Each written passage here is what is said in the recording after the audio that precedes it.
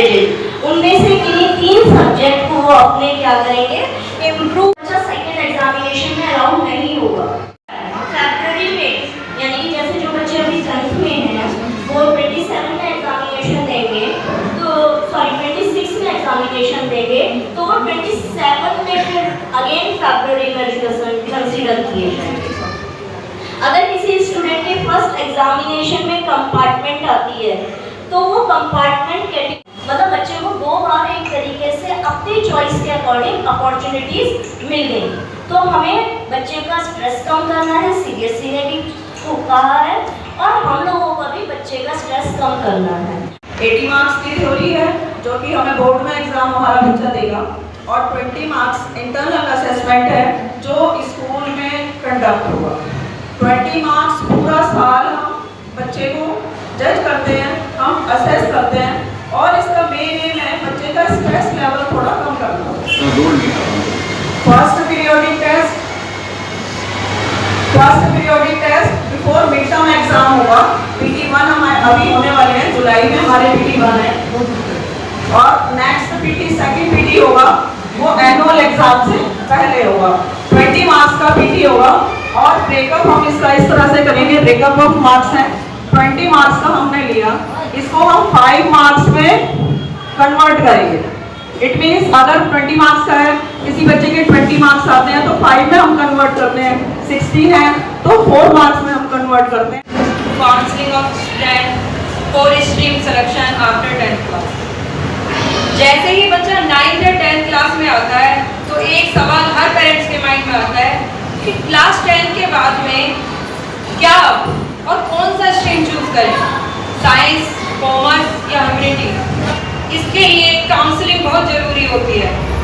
School में हम बच्चों से पर्सनली इंटरेक्ट करते हैं, उनका इंटरेस्ट और एप्टीट्यूड आइडेंटिफाई करने की कोशिश करते हैं। मेरी आप सबसे रिक्वेस्ट है कि be aware about the regularity of the students. आप बच्चे को रेगुलर स्टूडेंट्स भेजिए ताकि हम जो आपके बच्चे की 75% अटेंडेंस है वो कंप्लीट कर पाए। कितने पेरेंट्स हैं जो मुझे पहचानते हैं, जानते हैं? प्लीज़ हाथ बताइए। 40% जानते हैं। मैं अपनी क्वालिफिकेशन के बारे में थोड़ा बताना चाहूँगा। मैंने BSc की थी 1970 में मेरठ यूनिवर्सिटी से, जो आज चौधरी सिंह का नाम है। इसके बाद मैंने BE सिविल इंजीनियरिंग की थी, 4 डिग्री साल का डिग्री कोर्स था। तो 1976 में मैंने PGI को ज्वाइन किया। बहुत प्रोजेक्ट कराए थे, चाल गार्डन का, लवली रोड का, पूरी पीली रिजर्वेशन थे वो रह चुके हैं, और क्लास 1 अफसर में जैसे फारिग हुआ। ये थोड़ा इंट्रोडक्शन है। इंट्रोडक्शन इसलिए ज़रूरी होता है कि जो स्कूल की मैनेजमेंट है, किसी भी स्कूल की मैनेजमेंट के बैक में कौन लोग हैं, कैसे लोग हैं, उसी धारणा से स्कूल चलता है, उसी सोच से स्कूल चलता है। और 1980 में जब स्कूल बना तो मुझे तो 65 लाइन का इस तरह बन गया, और गली में 5 स्कूल थे, तो सारे गायब कला निकेतन आपके बीच में। आपको अच्छा लगे, ताली बहुत जरूरी है, तो मेरा अवसर बड़ा है।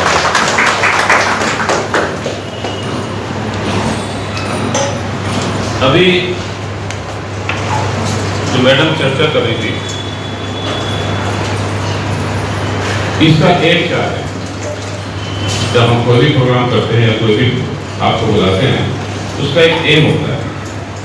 अब सिर्फ हमने इस वर्ष से 9th और 10th के पेरेंट्स को बुलाया, क्योंकि 9th की स्टेज बहुत इम्पोर्टेंट होती है बच्चे की लाइफ में। और मैं तो चूँकि पढ़ा तो था, बहुत गुना बोलते थे, में बोलता नहीं था, पढ़ने का कुछ काम नहीं था, तो आई लो कि कैसे पढ़ा जाता है। क्योंकि मेरी लाइफ हमेशा 10% टॉपर में रही है, इंजीनियरिंग में मेरी यूनिवर्सिटी में सेकेंड पोजीशन थी। तो मैंने पहले भी पेरेंट्स को कहा, सबसे पहले मैंने मिडिल क्लास के पेरेंट्स की प्रेजेंटेशन प्रोग्राम किया था कि सिस्टम आज भी वही है पढ़ने, जो आपके टाइम में, मेरे टाइम में था, जो पढ़ते थे बच्चे, आज भी वही सिस्टम, थोड़ा सा बदलाव आया। नेचुरली बुक्स में बदलाव आया है, सिलेबस में बदलाव आया है, और आज कंप्यूटराइज युग में जो बच्चों की सोच है बहुत फास्ट है। हम लोग तो स्लो थे, इस टाइम तो कैलकुलेटर भी नहीं था, कैलकुलेशन करते थे, और आज तो बहुत आगे बढ़ गए।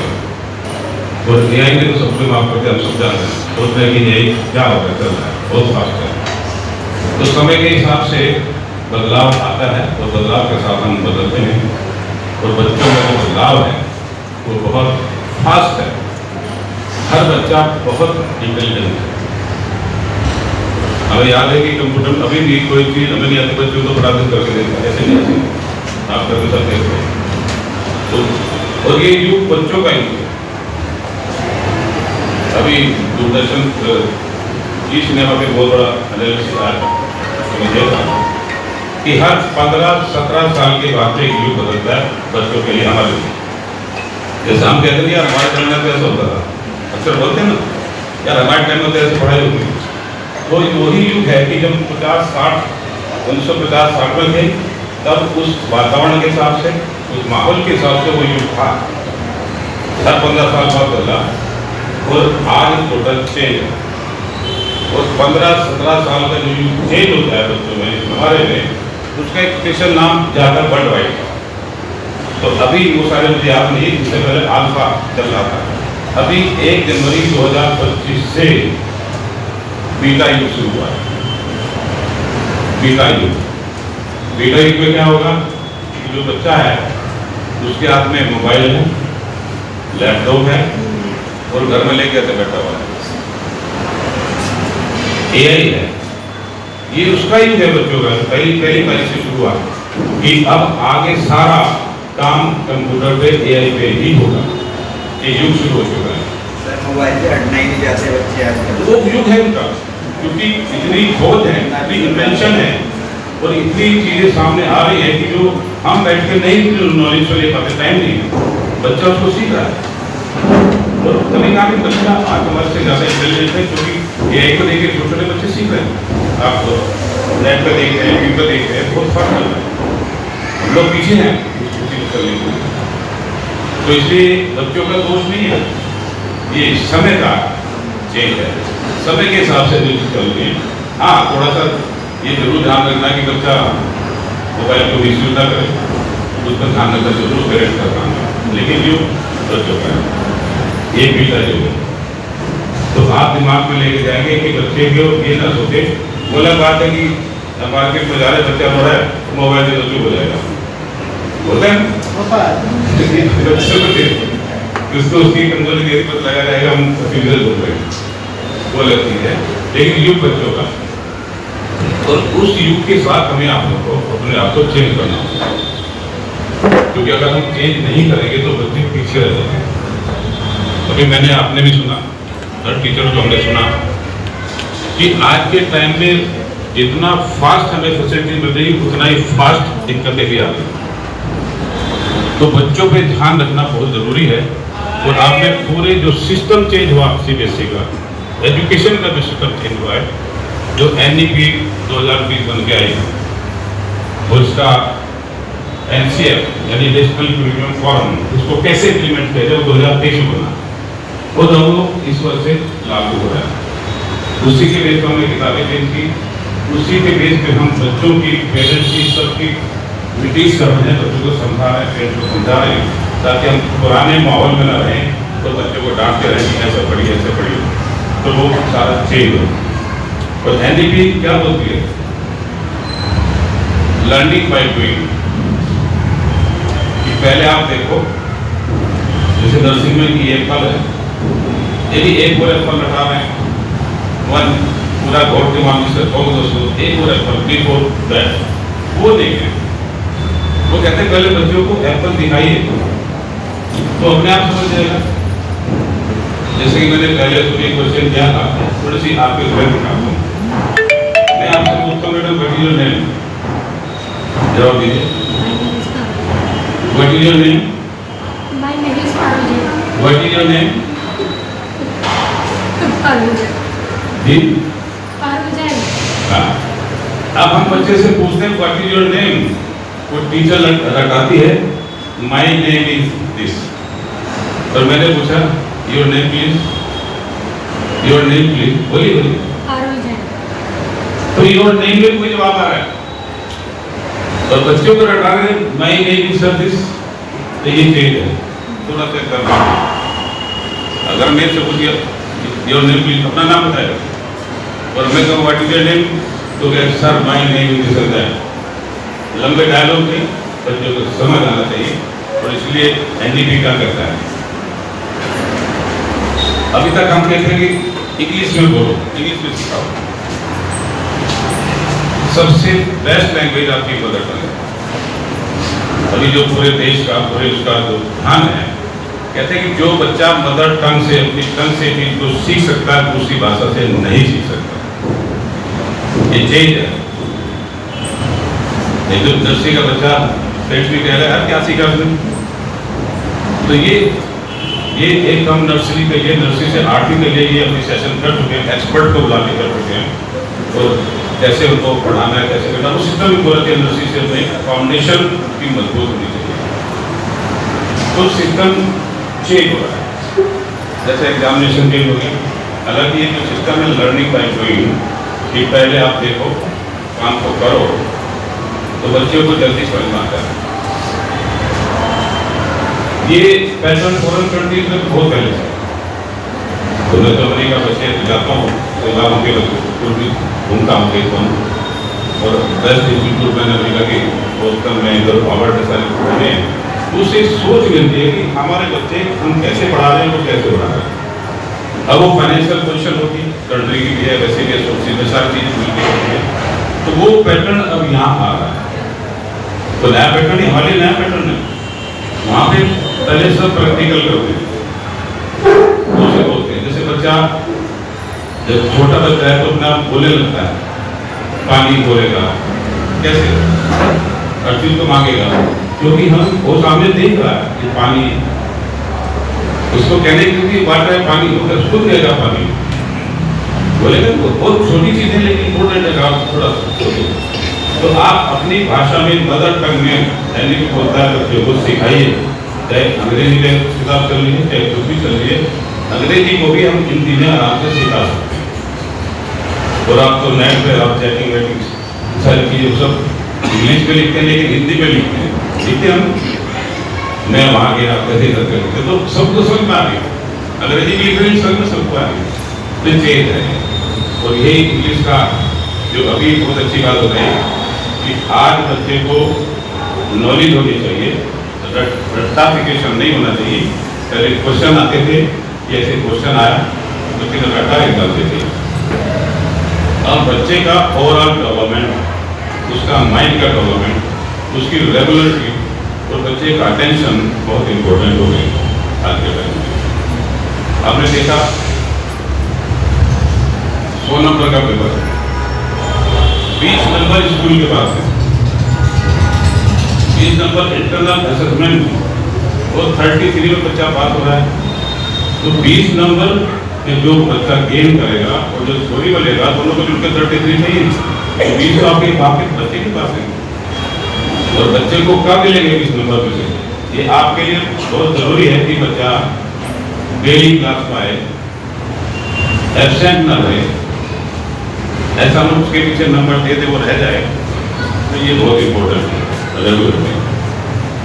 और 20 नंबर आपके एक बार असेसमेंट होगा, जैसे आपको बताया 10 के लिए बताओ, 10 के पेरेंट्स ने आपको बताइए प्लीज, 10 के पेरेंट ज़्यादा है, इसलिए हमने आपके लिए सेशन किया कि जो बदलाव इस साल से जब काम चेंज हो रहा है वो आपको नॉलेज होनी चाहिए, और बच्चे को आपने उसी हिसाब से चेंज करना।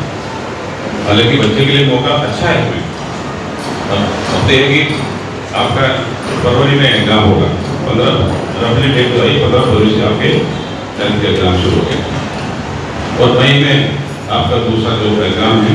लेकिन पहले बोर्ड में बैठना जरूरी है, कंपल्सरी है। फर्स्ट एग्जामिनेशन में बच्चा एब्सेंट नहीं करना चाहिए। अगर बच्चे को लगता है कि मेरे नंबर कम है, मेरे को ज़्यादा आने चाहिए, देखकर कोई होता है मैथ्स का पेपर जरूरी, आप सीख के जाते हैं क्योंकि एग्जाम में गड़बड़ जाता है, लेकिन नॉलेज है, सेकंड पेपर ऐसा है तो बच्चा इम्प्रूवमेंट कर सकता है, एग्जाम दे सकता है। जो बच्चा कंपार्टमेंट है उसको एक मौका और मिल रहा है। और सबसे अच्छी बात है कि दोनों एग्जाम में जिसके ज़्यादा नंबर होंगे वो कंसिडर होंगे, तो बच्चे के लिए इससे बढ़िया और मौका नहीं है। तो ये आपने बच्चों का ध्यान रखना है, और खास तौर पे जो ट्यूशन वाले हैं पेरेंट्स, वो ध्यान रखें। मैं चाहूंगा कि कितने बच्चे आपके ट्यूशन जाते हैं 10th क्लास से हाल करें, मतलब पहले 110 के तब 120 के। देखो, ट्यूशन का मैं हमेशा विरोधी रहा। अगर आपने पहले मुझे सुना हो तो मैंने यार मैगजीन छापी थी बहुत साल पहले, 15 साल पहले। मैंने बहुत बड़ा लेख लिखा था ट्यूशन को। ट्यूशन से बच्चा कभी भी अच्छे नंबर नहीं ला सकता, गारंटी के साथ कहता हूं। अच्छी पोजीशन नहीं ला सकता जब तक वो सेल्फ स्टडी ना करे, घर पे खुद ना करे। मैंने कहा ना, पहले पढ़ाई का पैटर्न वही था, आज भी वही है। जब 11वीं 10वीं का 12वीं का रिजल्ट आता है, आप प्रयत्न उनका स्टेटमेंट समझते हैं, सब बच्चे ये कहेंगे मैं 6 घंटे पढ़ता था, मैं 8 घंटे पढ़ता था और घर पे पढ़ता था। वो लोग बच्चे टॉप करते हैं, उससे आगे बढ़ते। आप मुझे ये नहीं समझ में आता, तो मेरे प्राइमरी में पहले बात आप तभी मैंने पूछा प्राइमरी का भाई ऐसा क्या नहीं, हम बच्चों को पैदा करके छोड़ रहे हैं, चलो यार बहुत भी नहीं है, छोड़ नहीं। आपने बच्चे को कामयाब बनाना है तो आपको पूरा अटेंशन देना होगा। अगर मैं अपनी कहानी सुनाऊंगा तो आप बच्चे रह जाओगे। इतना पढ़ लिख के भी मैडम यहाँ प्रिंसिपल थी, पहले रिटायरमेंट हो गया, तो कैसे बच्चों को पढ़ाया जाता है? लोहे के चने चबाने होते हैं, बच्चों का नंबर बच्चे आगे बढ़ाना है। सिर्फ ये नहीं कि नेचुरली पेरेंट्स तो क्या रहते हैं, उनका अपना काम।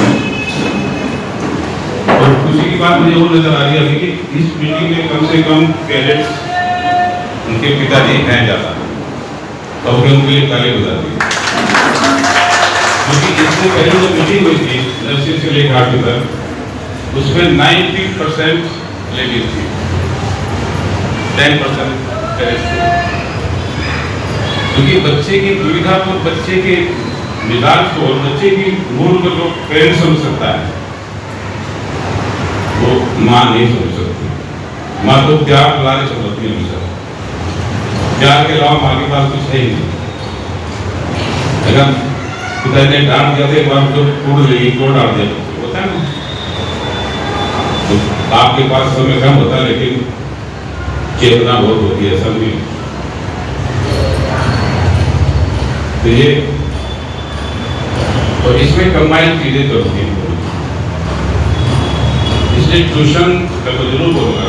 बोलूं ट्यूशन के लिए, देखिए एक स्कूल आपके सामने है, उसी स्कूल में मैनेजमेंट है, टीचर्स हैं, CBSE का पैटर्न है, डायरेक्टरेट ऑफ एजुकेशन है। तो 4-5 एजेंसी स्कूल में लगी हुई है सिर्फ एक काम के लिए कि बच्चों को पढ़ाना। स्टाफ है वो ट्रेंड है। CBSE मुझे अलीपुरी जी का जनरल सेक्रेटरी रह चुका फेडरेशन का, तो मुझे हर स्कूल के बारे में पता है कि मिडिल तक में क्या होता है। उसके बाद तो CBSE है, क्योंकि 8वीं का बच्चा 8वीं क्लास से पढ़ने जब हमारे आता है तो जमीन आसमान का फर्क होता है। 8वीं का ना तो डर है, नंबर आएंगे 95, 90, पहले स्कूल बच्चा खुश। जब यहाँ पे CBSE को देखते हैं तो खुश हो जाते हैं, क्योंकि हमें तो CBSE का डर रहता है, CBSE का पैटर्न होता है। तो जब ट्यूशन के एक बच्चे के पीछे इतनी एजेंसी लग रही है तो स्कूल पे विश्वास नहीं आता। मेरा क्वेश्चन है जिनके बच्चे ट्यूशन पढ़ते हैं, विश्वास है, टाइम नहीं है कि स्कूल बच्चा पास हो ना हो, ट्यूशन लगा दो, हमें संतुष्टि होगी। मेरा ये मानना है कि पेरेंट्स अपनी संतुष्टि के लिए कि कल बच्चा ने कहता ट्यूशन में लगा, अच्छे नंबर लिए, मैंने बहुत लोग जो ट्यूशन लगाते थे कि आप फेल हो गया।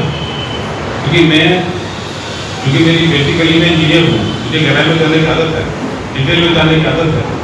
तो ये स्टाफ को सबको बताया कि मैं हर चीज़ में बहुत गहराई से अटेंडेंस में रिसर्च देख रहा था मैं 9th के। तो सबसे इरेगुलर बच्चे आपके 9th क्लास में, उसका रीजन ये है कि समझ आता नहीं हो कि दूसरे में दिल घुसा रहे हैं काम करते हैं। तो वो अलर्ट हो जाए 9th क्लास के जो बच्चे रहे ट्यूशन के बच्चों के ध्यान रखना बहुत जरूरी है। जो वहाँ चला उसको भूल जाइए और सीरियसली मांगे। कभी तालीम जाते हैं तो ये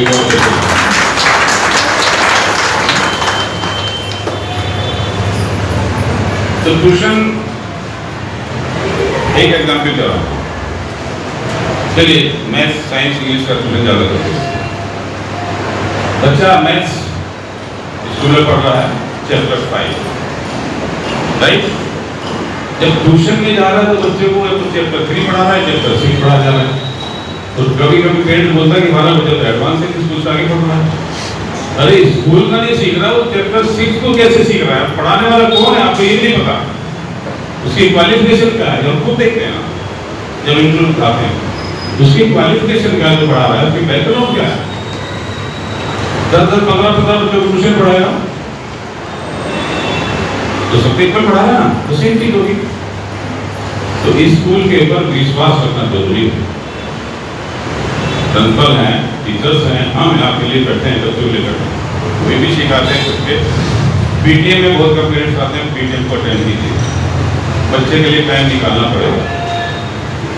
जो भी प्रॉब्लम है आपकी, हम उनसे बोर्ड लगवा रहा हूँ कि पेरेंट्स के लिए 2 दिन जाके स्टूडेंट डायरी निर्धारित है, उसमें आप रखें कि आपको रखें, खुल के बात कीजिए। अब आप नहीं बच्चा यहाँ की याद करेगा कि चैप्टर 5 याद करेगा, चैप्टर 6 आप खुद टेंशन कीजिए। ये तो मुझे पता है कि ट्यूशन देश के बच्चे पेरेंट्स को बड़ा गौरवान्वित होता है, वो समझता है या उसको लगा के पास हो जाएगा। उसके बावजूद भी आपने बच्चे पे ध्यान रखना जरूरी है। बच्चों को आदत डालिए कि घर पे टाइम टेबल बनाए, एक अपने घर का टाइम टेबल बनाए, अपनी सुविधा के हिसाब से, अपने पिताजी के माँ के हिसाब से उसको टाइम अलग मिले। और इसमें जो वीक सब्जेक्ट है उनको रेगुलर पढ़े। शुरू में दिक्कत होती है क्योंकि मैंने भी काम तो साथ कर भगवान का शुरू था कि ऊपर वाला गाइड करता था। ये तो पुराने जमाने में कहाँ होती थी, अपना टाइम टेबल जरूर है। और बच्चे को बैठने की आदत होनी चाहिए। पहले 2 घंटे बैठे, फिर धीरे धीरे 3 घंटे, फिर धीरे धीरे 4 घंटे। और जो बहुत इंटेलिजेंट था, टॉप होने वाला, लाइफ में आगे बढ़ने वाला, 6 घंटे कम से कम करके पढ़ाई चाहिए। आपको ट्यूशन की जरूरत नहीं पड़ेगी। तो दिक्कत क्या है? 9 बजे तो सीरियस बात है, हर एक ऐसे प्रोग्राम आता है, आता है ना टीवी, किसी को ये पसंद है, किसी को ये पसंद है, 2 प्रोग्राम करता है कभी इसमें जो काटना नहीं चाहते लेकिन मैंने खुद घर में देखा। जैसे हमारे बेटे को हिस्ट्रिकल को सीन करना चाहिए, तो ये आपने बच्चे के लिए अपने आप को भी उसी हिसाब से ढालना पड़ेगा कि बच्चा पढ़ रहा है तो हम अपने प्रोग्राम को टाइम मैनेजमेंट के हिसाब से मैनेज कर लें, या बच्चे को अपना टाइम घर कर दें कि इस टाइम में बच्चा पढ़ता। आप अपनी सुविधा के हिसाब से बच्चे को घर का टाइम टेबल जरूर करें। अगर अच्छी लग रही है बात तालियों क्योंकि सेल्फ स्टडी सबसे इम्पोर्टेंट है। जब बच्चा खुद पढ़ता है तो उसको कुछ चीज याद होती है। और अभी तो पास होना तो बहुत आसान है, जैसा आप देख रहे हैं।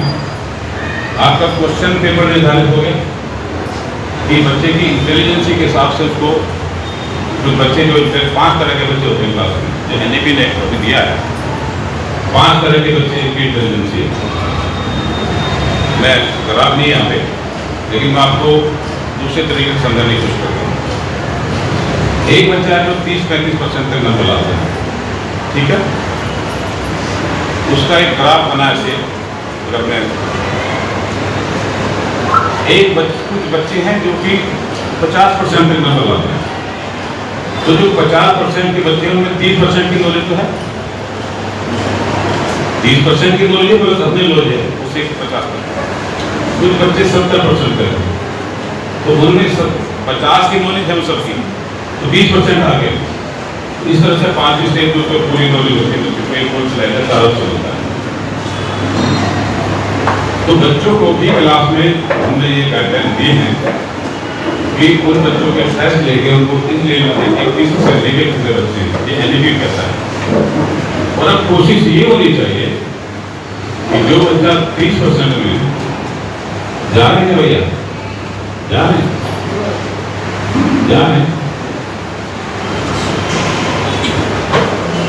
देखिए इतने भी दिन की बात सुनने में भी दिक्कत हो रही है। अरे जब बच्चे खराब होकर लाइफ का क्या है, क्या करोगे लगता है आपकी 40 के बाद आपके सामने बच्चे ही ना रात ही बच्चों के बारे में सोचता है ना कि बड़ा बनाना है, पढ़ ले ऐसा चल जाने से खुराफाती तो 40 से पहले होनी थी, जो नहीं थी 30-40 तक नहीं कह रहा मुझे क्योंकि बच्चों के अलावा कुछ भी नहीं है। जब बच्चे जवान हो गए और कामयाब होते तो बड़ी खुशी कहते। एक गरीब मैंने बहुत लोगों को देखा, मैं भी कोई बड़ी इतनी बड़ी फैमिली से नहीं, भी गाँव से निकला हूँ, उस टाइम छोटे देवा बत्ती पढ़ते थे, तो वो एसेट्स है। तो जब मैं दिल्ली में इंजीनियरिंग करके सेकेंड पोजिशन थी तो दिल्ली में इंटरव्यू मेरा फर्स्ट सिलेक्शन था। तो हमारे पिताजी गाँव से कुछ बातें याद शेयर कर सकता हूँ अपनी पुरानी बातें। एक सीख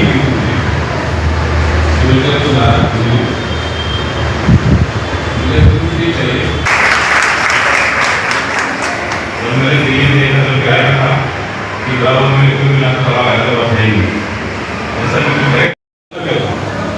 उनकी सुनिए, उनके पास बैठिए, आज क्या हुआ, किताब दिखा, हमें अंग्रेजी आए ना, लेकिन भाई किताब दिखा, वही बोलते हैं। बच्चों को लगता नहीं आप मेरे पिता मेरा ध्यान रखते हैं। ये बहुत साइकोलॉजिकल सेंटिमेंटल बहुत छोटी छोटी चीज़ें हैं, लेकिन बच्चे की लाइफ में बहुत इम्पोर्टेंट है। तो बड़ा समय बदल रहा है, समय के साथ बच्चों सेंसिटिव ज़्यादा हैं और ज़्यादा सेंसिटिव बच्चे हैं, तो मैं ख्याल रखता हूँ। मैं तो अपने बच्चे की आपको ज़्यादा आती हैं बातें बताता हूँ, दूर है तो वैसे सेंटिमेंटली दूर है घर से, तो फिर मैं उसको थोड़ा मजाक में लग देता हूँ, भाई बेटा घूमा कैसा है, माँ बाप क्या है। एक चीज मैं आपसे और अपनी बेटी का शेयर करना चाहता हूँ, जोड़ तो नहीं हो रहा ना। मेरी बेटी ने बी क्या था आई में, क्योंकि भाई वहाँ तो चीज होती थी, भाई वहाँ गया तो मैं वहीं पढ़ूंगी, तो शिकागो में उसका एडमिशन हुआ MS हमारे कोर्स में। तो शादी की चिंता थी, क्योंकि अमेरिकन तो थे नहीं, हमारे यहाँ तो लड़की 24-28 तक जाती है। आजकल क्योंकि एजुकेशन बच्चे ज़्यादा ले रहे हैं तो 31-32 तक मामले चले जाते हैं आज के मामले। तो एक लड़का देखा तो बात ये मैंने कहा ठीक है, लड़का दोस्त है तो एक सैन फ्रांसिस्को था, एक उधर से साउथ से मियामी टाइप से, मतलब लड़की हमारा एक लड़का उधर लगा इंडिया था। तो मैंने ऐसा करो बीच में कोई जगह बना लो, तो लड़का करे जाएगा जाकर बना बात कर लेना। प्रोग्राम बन गया तो सुबह सुबह मैडम का फोन सुन रहा था, उधर से फोन आया, आपको सेंटिमेंट्स की बात बता। हालांकि उधर से जब भी फोन आता तो मेरे पास नहीं आता, माँ के पास आएगा। शुरू में बहुत अंदर से सही बताऊँ जलस होती थी, जलस मैं क्या था, हमें पूछता ही नहीं, रियल आपके आएगा आप ही देखेंगे, अंदर से बोल नहीं सकते, लेकिन यार दिमाग को जाते हैं। तो लड़का है, लड़की माँ के फोन करके तब मुझे देगी बात करूँ, एक अंदर की थोड़ी सी आती हुई। तो मेरा लड़की से बात कर रही, तो लड़का मेरा बात कर रहा था, वो जोर जोर से बोल, उसको समझा दो, उसको बोल दो ये वाली बेइज्जती करा रही है, ये वो क्योंकि लड़के दिखा चुके ये। अच्छा मैं दर्द तो बहुत करता हूँ, तो मैंने कहा क्या हो रहा है, मैंने वो ले लिया, मैंने कहा मोनी, घर का नाम मोनी, वैसे ऐना है, तो पहले बहुत पैसा आता मकान करना मनी रख जाता। मैंने कहा क्या हुआ मोनी, मैंने कहा हुआ क्या था कि जब अंदर बैठे बातचीत हुई तो वहाँ से उठ के नीचे आ गई रिसेप्शन पे, मैंने बात उठ गई और वो कह रहा नीचे चली गई, हमारी बेइज्जती हो रही। मैंने लड़की से कहा, मैंने कहा तूने बहुत अच्छा किया तो नीचे आ गई, तूने बात नहीं की, क्यों बात करेगी। और डरने की जरूरत नहीं मैं हूँ। अरे भाई वहाँ पे है, लड़की के लिए है, इतनी दूर है, माँ है, माँ भी यहाँ से बैठ कर गर्म हो रही है, लड़का वहाँ गर्म हो रहा है, अकेले लड़की। तो मैंने कहा तूने बहुत सही काम किया, अच्छा क्या छोड़ के निकला, डरने की जरूरत नहीं। तो बच्चे को सपोर्ट करना, मैंने सोचा अकेली लड़की की तरफ पैसा डाल रहे हैं, अगर लड़का नहीं बचता तो नहीं आ रहा, दिक्कत क्या है, आगे नहीं चल तुम्हारा। Thank you so much sir. मैं पूरे स्कूल प्रबंधन की तरफ से आप सबका तहे दिल से धन्यवाद करती हूँ कि आप सब अपने बहुत कीमती वक्त को निकाल कर यहाँ पर आए और इस ओरिएंटेशन प्रोग्राम को आप लोगों ने एक सफल प्रोग्राम बनाया। आप सबका आना यहाँ पर ये दर्शाता है कि आप सब अपने बच्चों के लिए कितने ज़्यादा जागरूक हैं और कितने ज़्यादा सतर्क हैं। इसके अलावा मैं तहे दिल से हमारे माननीय इंजीनियर ओपी राय सर का बहुत धन्यवाद करती हूँ, जिन्होंने हमेशा हमको गाइड किया है, हमेशा अपने प्रेरणादायक शब्दों से हमको मार्गदर्शन दिखाया है, जैसा आज उन्होंने बताया भी। तो थैंक यू सो मच, आप सब आए और प्लीज़ अब जो आपको बताया गया है हम चाहेंगे कि आप इससे बच्चों को भी बताएं, ताकि बच्चों का रिजल्ट इम्प्रूव होगा तो ऑब्वियसली बच्चों का आप लोगों का भी नाम रोशन होगा। Thank you so much. मैं ओपी राय, चेयरमैन कला निकेतन बाल विद्यालय दुर्गापुरी एक्सटेंशन।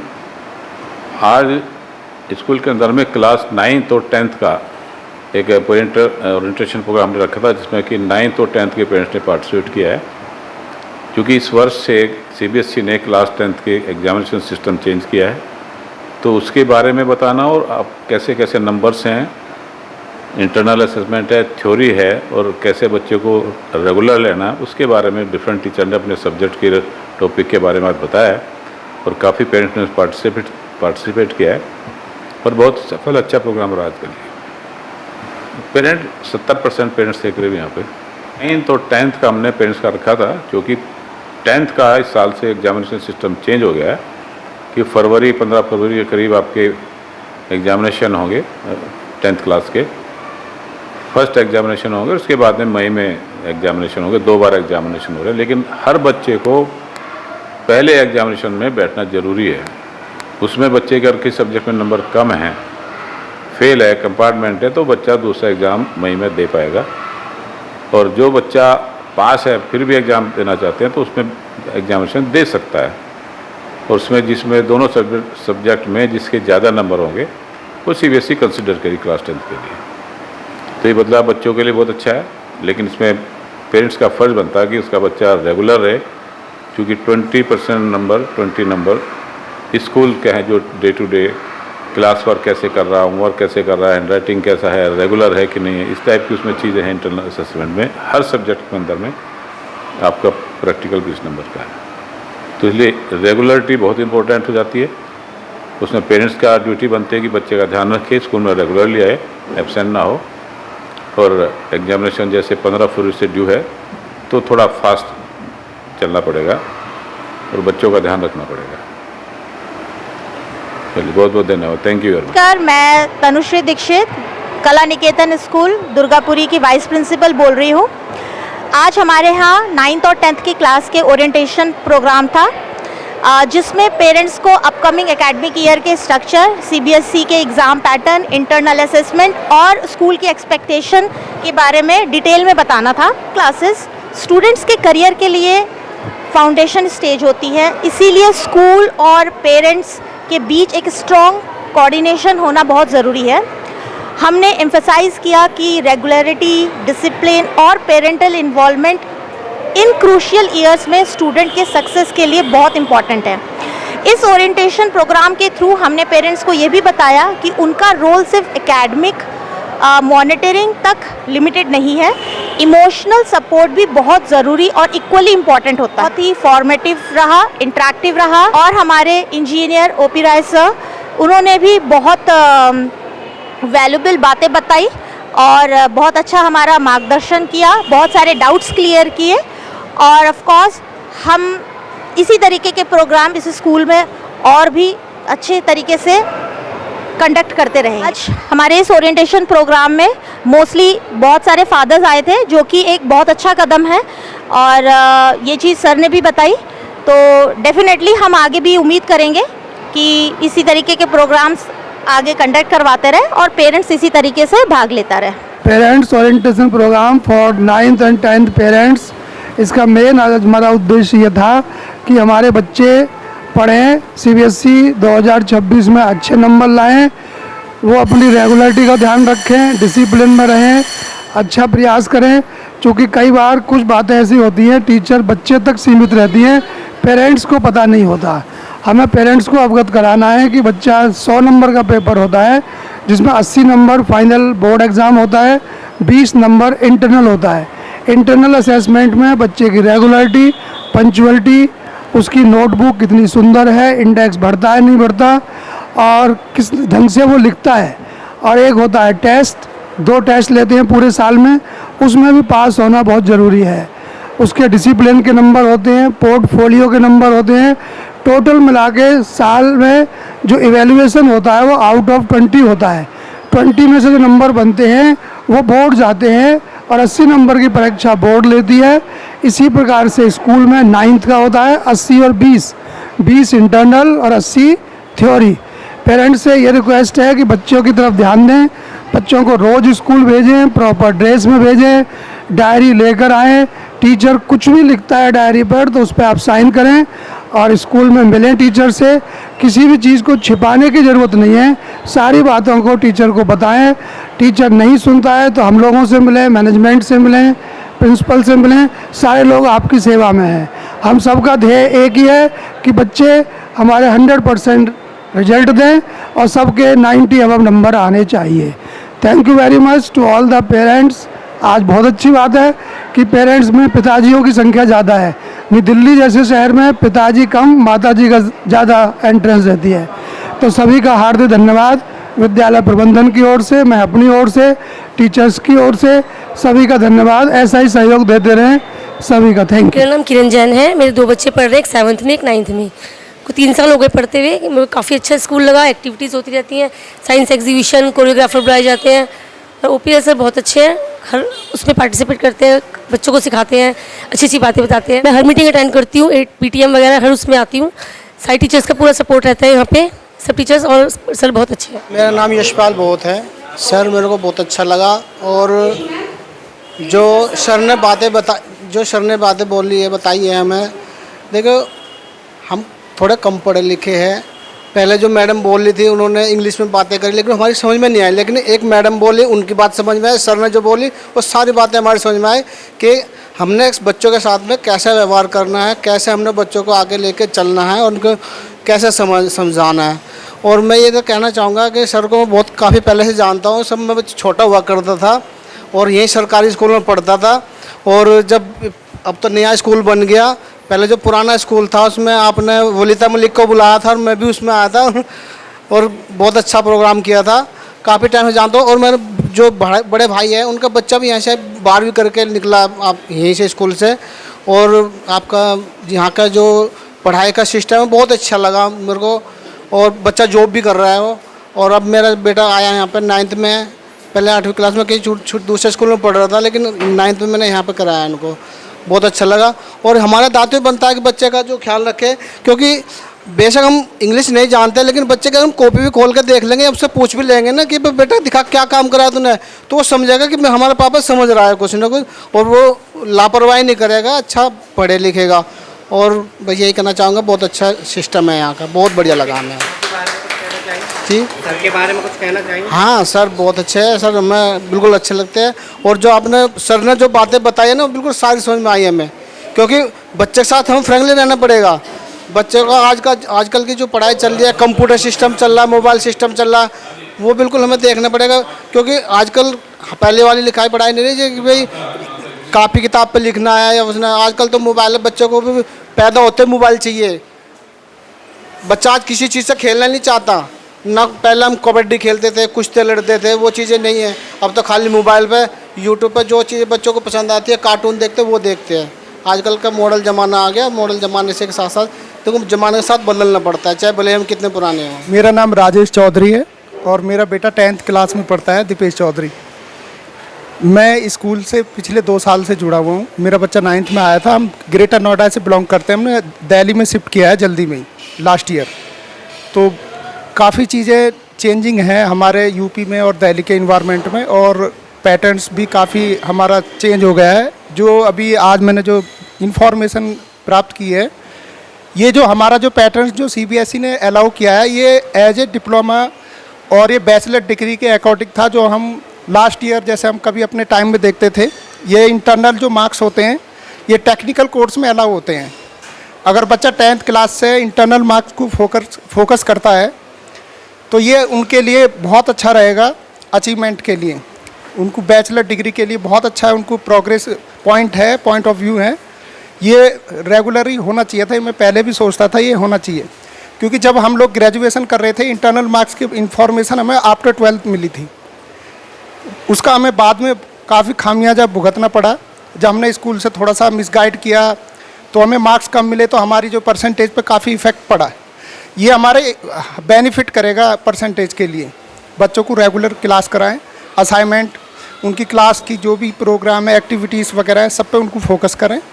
एक्सटर्नल तो उनका रिटर्न व्यू होता है, लेकिन इंटरनल ज़्यादा होता है। उसमें मैनेजमेंट में बच्चे का रूटीन बनता है, वो बने रहना चाहिए। ये सभी के लिए कंपलसरी है, इस पर फोकस करना चाहिए। Thank you. बारे में कुछ कहना चाहेंगे? स्कूल के बारे में यही है कि काफ़ी चीज़ें रिएक्शन इनके काफ़ी पॉजिटिव रहे हैं। बच्चे पे भी फोकस करते हैं, स्टाफ काफ़ी मैनेज करता है, और एक्टिविटीज़ भी होती हैं। प्रोग्राम्स मैंने अटेंड किए प्रगति मैदान में भी, बहुत ही अच्छा मैनेजमेंट है, किसी प्रकार की कोई आपत्ति नहीं है। ओपी राय सर के बारे में? सर तो हमारे गुरु हैं, गुरुओं के बारे में बोलते नहीं हैं, समझते हैं बस।